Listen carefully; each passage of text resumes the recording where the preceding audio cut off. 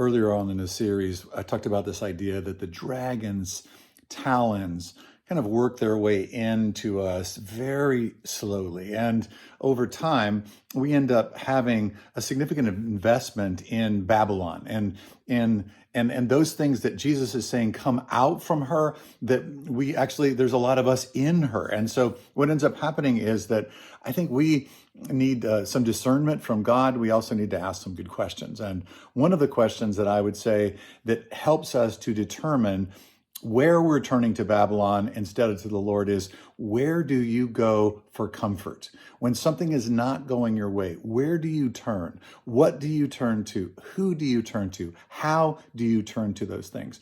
So frequently what ends up happening is when we get down, when we get in a place where we're squeezed for all kinds of resources and things like that, I know for myself that I'll get real finessey. I'll pull out all the stops. I'll search for all the deals. I'll search in every different particular way I can without turning to the Lord. Babylon.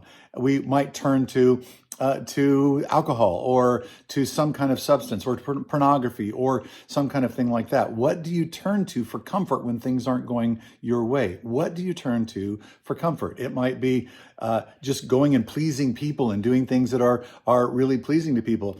I think that for some Christians, and a lot of Christians will turn to worship, but I think it's really important to say we don't want to turn to worship. We want to turn to God in worship, because we can turn to worship just to the music because of the way it makes us feel, but that's not necessarily turning to the Lord. Babylon, still, it has come out from her that we're charting a new course. We're running on a new path, and we are looking at what is it that I turn to for comfort, and then we are turning to God and bringing those things to Him and saying, Lord, I turn over all of these things. Would you help me, Holy Spirit of God, to turn to you for comfort, to pray, to praise, to turn to you and to ask for help from others and see you working in all these different areas. Where do you turn for comfort?